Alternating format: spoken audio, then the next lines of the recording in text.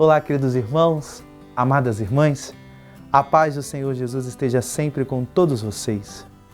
Hoje, sábado, dia 23 de novembro, estamos na 33ª semana do Tempo Comum. Quero te convidar nesse momento para ouvir e meditar a palavra do Senhor que está no Evangelho de São Lucas, capítulo 20, versículos 27 a 40. Naquele tempo, aproximaram-se de Jesus alguns saduceus que negam a ressurreição e lhe perguntaram: Mestre, Moisés deixou-nos escrito: se alguém tiver um irmão casado e este morrer sem filhos, deve casar-se com a viúva a fim de garantir a descendência para o seu irmão. Ora, havia 7 irmãos. O primeiro casou e morreu sem deixar filhos. Também o segundo e o terceiro se casaram com a viúva, e assim os 7. Todos morreram sem deixar filhos. Por fim morreu também a mulher. Na ressurreição, ela será esposa de quem? Todos os 7 estiveram casados com ela. Jesus respondeu aos saduceus: nesta vida, os homens e as mulheres casam-se, mas os que forem julgados dignos da ressurreição dos mortos e de participar da vida futura, nem eles se casam, nem elas se dão em casamento. E já não poderão morrer, pois serão iguais aos anjos, serão filhos de Deus, porque ressuscitaram. Que os mortos ressuscitam, Moisés também os indicou na passagem da sarça, quando chama o Senhor o Deus de Abraão, o Deus de Isaque, o Deus de Jacó. Deus não é o Deus dos mortos, mas dos vivos, pois todos vivem para Ele. Alguns doutores da lei disseram a Jesus: Mestre, tu falastes muito bem.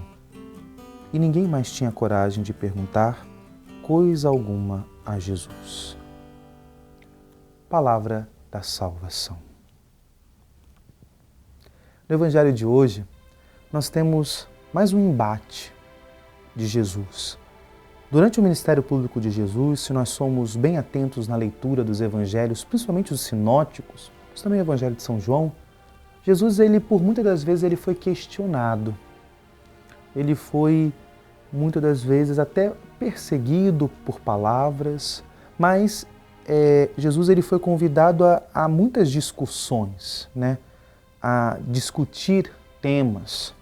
E no Evangelho de hoje nós temos um clássico que é desse determinado grupo, dos saduceus, que de modo específico, um dos diferenciais desse grupo é que eles não acreditavam na fé da ressurreição.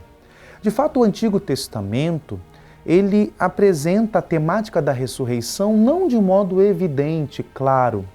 Nós temos no Antigo Testamento 46 livros e em alguns livros isso aparece talvez assim de um modo interpretativo, que hoje com a nova aliança, com o Novo Testamento ilumina muitas coisas do Antigo.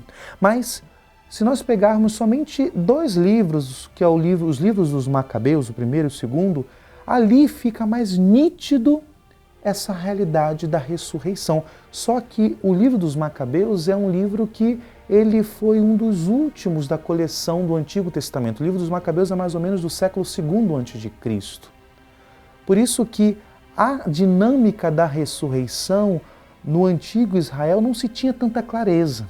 Clareza essa que vem com toda a força, evidência, no Novo Testamento. Por isso essa pergunta que, seguindo os preceitos, seguindo a lei mosaica, Moisés ele é nomeado aqui, que de fato, até mesmo para a manutenção dos bens, essa lei devia ser seguida, se não deixasse herdeiros.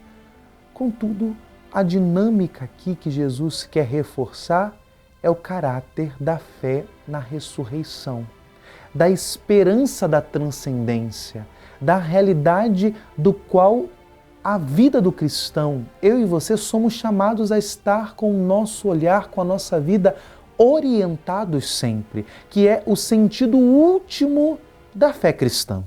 Sim, queridos, porque a fé cristã, ela é fundada, ela tem um fundamento que é a ressurreição. Se Cristo não tivesse ressuscitado, vã seria a nossa fé.